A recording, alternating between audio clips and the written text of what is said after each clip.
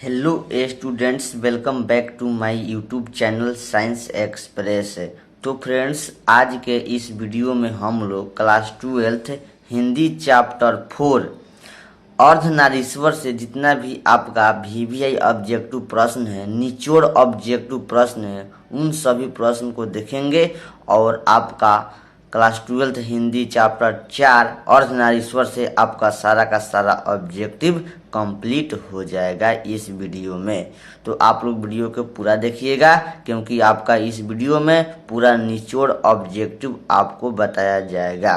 तो चलिए, आपका पहला प्रश्न है, प्रश्न पर ध्यान देंगे। देखिए प्रश्न क्या है। नारी और नर एक ही द्रव्य की ढली दो प्रतिमाएं हैं, यह पंक्ति किस शीर्षक पाठ की है? बताइए। अर्धनारीश्वर, नारी नारी, तो नारी और नर, जब नारी नर आ गए तो अर्धनारीश्वर मान लीजिएगा। क्या हो जाएगा? अर्धनारीश्वर। देखिए अर्धनारीश्वर, नारी नर, तो अर्धनारीश्वर नारी नारी, अर्धनारीश्वर नारी नारी, तो नर नारी नर आ गया तो अर्धनारीश्वर चैप्टर से लिया गया, अर्धनारीश्वर पंक्ति से लिया गया है, शीर्षक पाठ की है। तो राइट ऑप्शन सी हो जाएगा। सेकंड प्रश्न है, दिनकर जी को निम्न में से कौन सा पुरस्कार दिया गया था? तो दिनकर जी को पद्म भूषण पुरस्कार दिया गया था।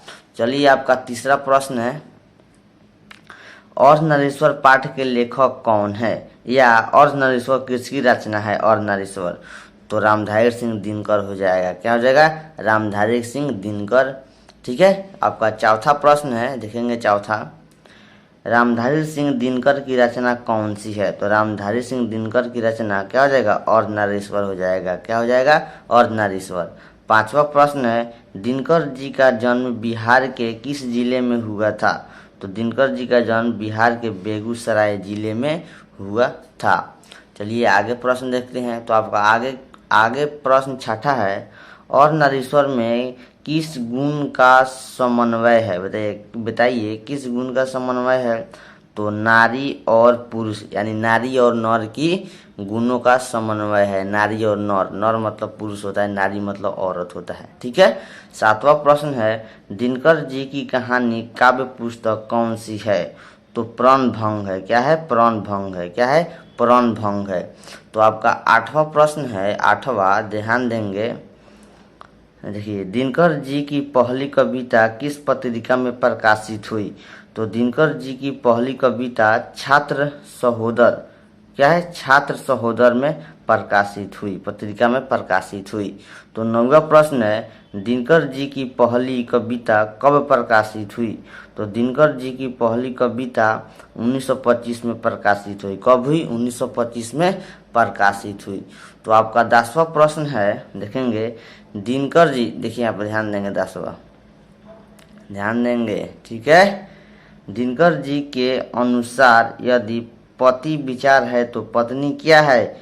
भावना है। क्या है? भावना है। जब आप इस चैप्टर का एक्सप्लेनेशन देखेंगे ना, तो वहाँ पे आपका कंप्लीट हो जाएगा।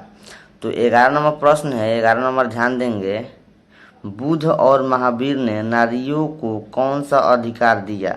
तो नारियों को, नर और नारियों का कौन सा अधिकार दिया? भिक्षुणी होने का। क्या दिए? भिक्षुणी होने का। 12 नंबर प्रश्न है, पुरुष जब नारी के गुण लेता है तब वह देवता बन जाता है, किंतु नारी, यहाँ पर किंतु नारी जब नर के गुण सीखती है तब वह राक्षस हो जाती है।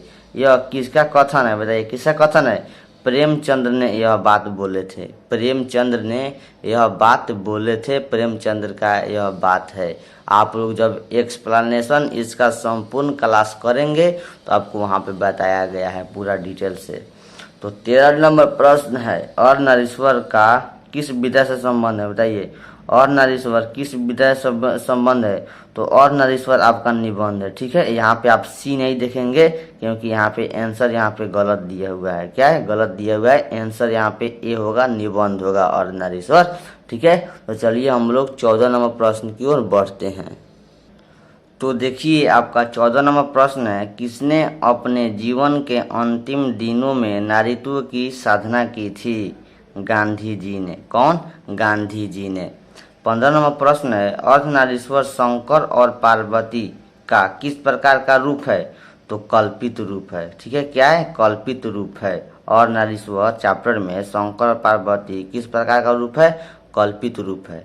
16 नंबर प्रश्न है, प्रेमचंद्र के अनुसार नारी जब पुरुष के गुण सीखती है तो वह क्या हो जाती है? तो वह राक्षसी हो जाती है। मैंने पहले ही वहाँ पे बताया हूँ, क्या हो जाती है? राक्षसी हो जाती है। तो आपका यहाँ पे 17 नंबर प्रश्न है, ध्यान देंगे, निम्नलिखित में कौन सी रचना दिनकर जी की नहीं है? तो आप यहाँ पर जूठन देखेंगे, ओम प्रकाश वाल्मीकि की यह रचना है। जूठन चैप्टर ओम प्रकाश वाल्मीकि के है, जबकि यह तीनों दिनकर जी की है। तो 18 नंबर प्रश्न है, निम्नलिखित में कौन सी रचना दिनकर जी की है? तो यहाँ पे परशुराम की प्रतीक्षा दिनकर जी की है और यह सब दिनकर जी की नहीं है। तो आपका 19 नंबर प्रश्न है, दिनकर को किस कृति पर भारतीय ज्ञानपीठ पुरस्कार प्राप्त हुआ अथवा ज्ञानपीठ पुरस्कार से सम्मानित रचना कौन है? उर्वशी। आप लोग 10th क्लास में ही पढ़े होंगे उर्वशी, और इस चैप्टर में भी पढ़ना है उर्वशी। ठीक है, चलिए 20 नंबर प्रश्न है, युद्ध और शांति की समस्या पर लिखी गई काव्य कृति है कुरुक्षेत्र। क्या होगा? कुरुक्षेत्र राइट आंसर हो जाएगा। तो 21 नंबर प्रश्न है, अर्धनारीश्वर कल्पित रूप है। बताइए, अर्धनारीश्वर चैप्टर में कल्पित रूप किसका है? मैंने पहले ही आगे बताया हूँ, शिव और पार्वती की। क्या है? शिव और पार्वती की। 22 नंबर प्रश्न है, गांधारी थी। बताइए, गांधारी कौन थी? दुर्योधन की माँ थी। कौन थी? दुर्योधन की माँ थी।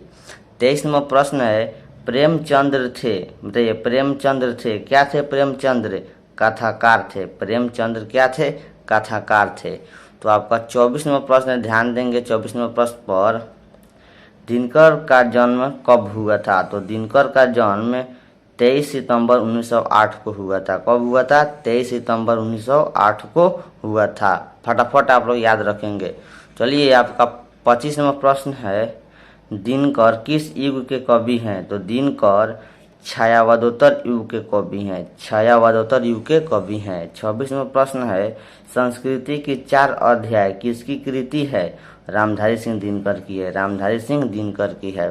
27 नंबर प्रश्न है, यहाँ पर ध्यान देंगे 27 नंबर, कौन सी कृति रामधारी सिंह दिनकर की लिखी हुई है? कौन सी कृति रामधारी सिंह दिनकर की लिखी हुई है?